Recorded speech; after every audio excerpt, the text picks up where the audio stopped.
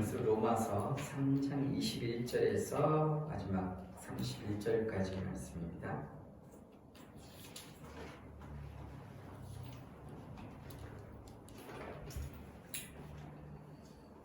로마서 3장 21절에서 31절까지의 말씀 제가 봉독해 드리겠습니다.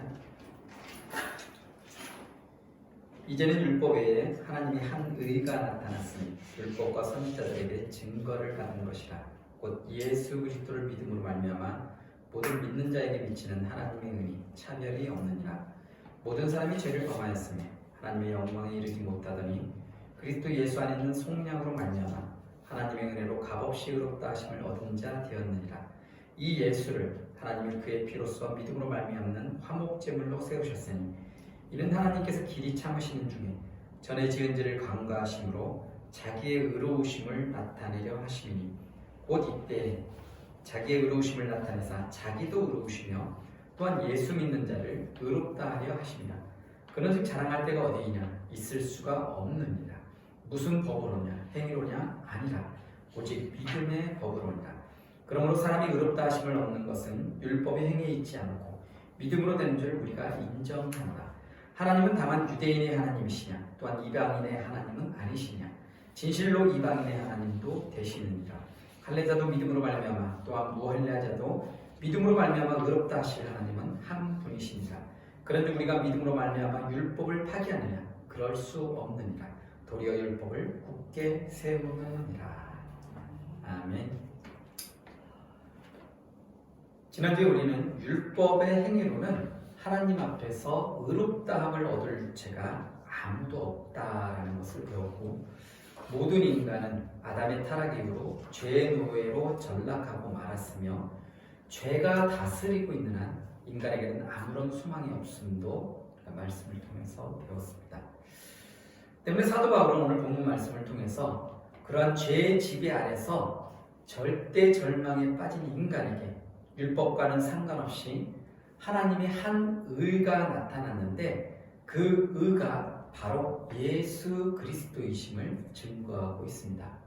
이것은 많은 율법과 선지자들의 증언처럼 하나님께서 친히 스스로는 구제불능인 죄인들을 구원하시기 위하여 이 세상에 오셨다라는 겁니다. 그래서 우리는 이것을 성육신, 인카네이션 이런 표현을 쓰는데, 인간은 끊임없이 하나님을 배반하고 멀리했지만 그럼에도 불구하고 하나님은 인간에게 여전히 신실하시다라는 것입니다. 죄의 지배 아래 있는 인류에게 다른 길은 없습니다. 오직 죄에 대한 하나님의 결정적인 승리, 하나님의 통치, 그리고 예수 그리스도를 통한 새 언약의 수립만이 구원을 가능케 하는 것입니다.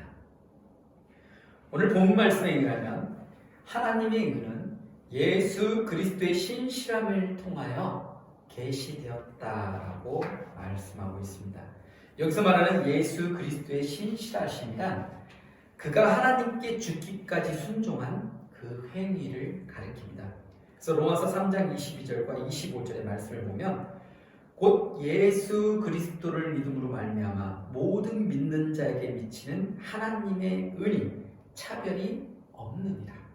또 25절에 이 예수를 하나님이 그의 피로써 믿음으로 말미암는 화목제물로 세우셨으니 이는 하나님께서 길이 참으시는 중에 전에 지은 죄를 간과하심으로 자기의 의로우심을 나타내려 하심.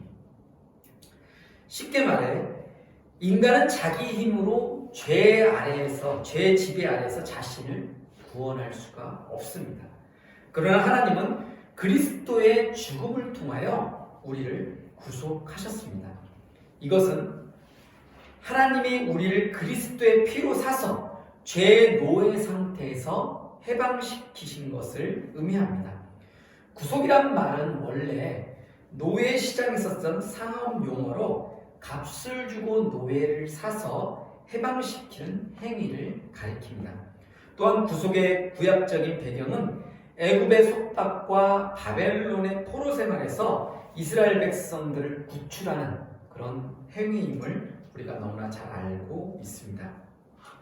이것을 좀 더 분명히 알기 위해서 우리는 구약의 속죄소의 의미에 대해서 대해서 알 필요가 있습니다. 속죄소라는 것은 언약궤를 덮는 뚜껑인데 회막의 지성소 안에 나중에는 이제 예루살렘 성전 안에 보관되었는데 그 지성소 안에 이렇게 있었던 보관되었고 그 언약궤 위에 금으로 이렇게 만든 그 뚜껑을 의미합니다. 레위기 16장을 보면 대제사장은 1년에 한 번 대속죄일에 지성소에 들어가서 먼저 자신을 위해서 속죄 제물을 드린 다음에 백성들을 위해서 속죄제 염소의 피를 속죄소 위와 속죄소 앞에 7번 뿌려서 속죄했습니다. 그리고 우리가 잘 아는 아사셀 염소도 이때 이제 보통 잡아서 광야로 내어보내는 그런 장면도 레위기서에 보면 나오고 있습니다. 참고로 이스라엘의 7월은 축제의 달입니다. 그래서 7월 1일은 온 백성이 모여서 화제를 드리는 날로 나팔절이라고 이야기를 합니다. 그리고 7월 10일은 오늘 말씀처럼 대속죄, 그리고 15일서부터 7일 동안은 초막절. 그래서 어떤 이들이 이스라엘 백성들이 예전에 광야에서 그 장막을 치고 생활했던 그것을 상징한다라고도 얘기를 합니다. 그래서 또 농사와 관련돼 가지고 어떤 것들을 이제 거두어 드리는 그런 시기와 관련해서 또 지키는 그런 절기다라고도 말을 하는데 학자들마다 약간씩의 다른 의견들이 있습니다.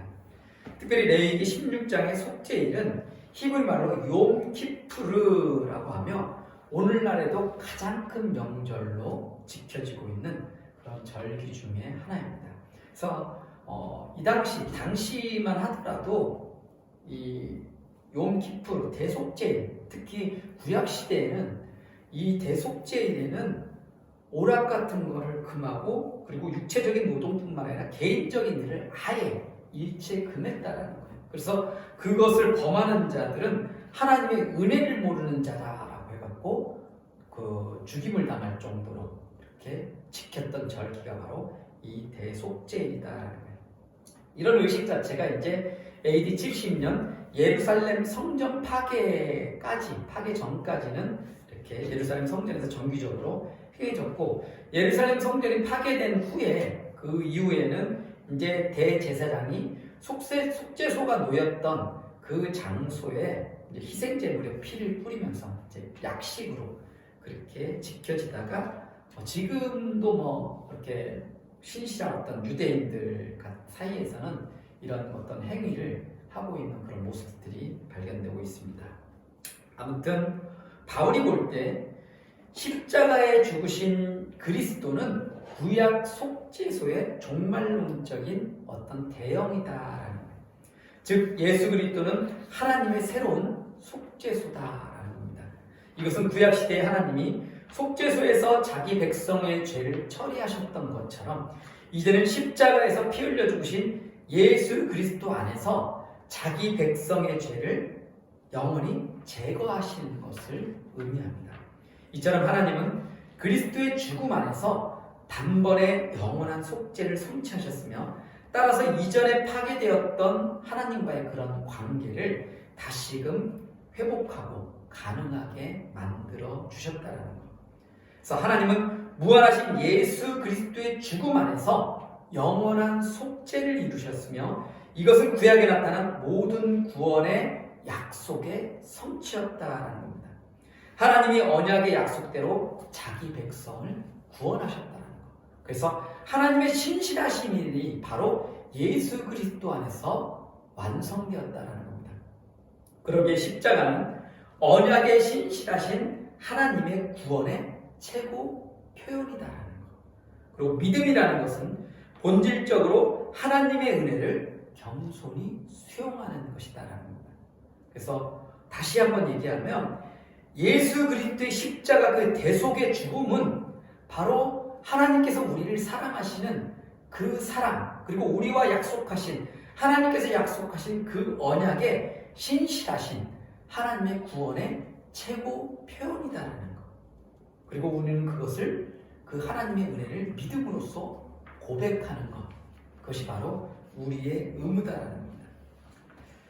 로마서 1장 18절에서 3장 20절까지 우리가 말씀을 통해서 배웠듯이 아담 안에 있는 모든 사람은 죄를 지어 하나님의 영광이 결여되어 있는데 여기에는 두 가지 의미가 있다라는 겁니다. 결여라는 것은 이렇게 빠져버렸다라는 그런 의미예요. 그래서 모든 사람이 죄를 지어서 하나님의 영광이 어떻게 보면 잃어버린 거나 마찬가지죠. 빼앗긴 거라고 볼 수도 있고, 하나는 인간이 원래부터 가지고 있었던 영광, 그것은 뭐냐면 하나님의 즉각적인 임재와 피조물에 대한 창조주 하나님의 통치에 참여를 몰수당한 것.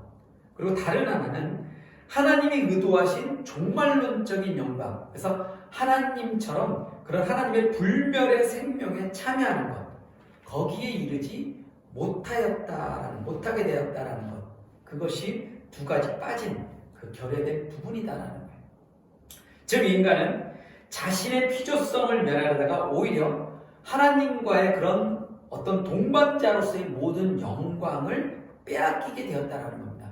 이 손실은 인간의 어떠한 노력으로도 회복될 수 없다라는 것.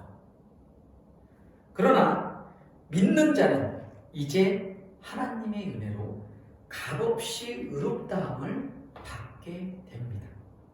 이것은 죄 용서함을 받을 뿐만 아니라 죄로 말미암아 단절되었던 하나님과의 관계가 회복됨을 의미합니다.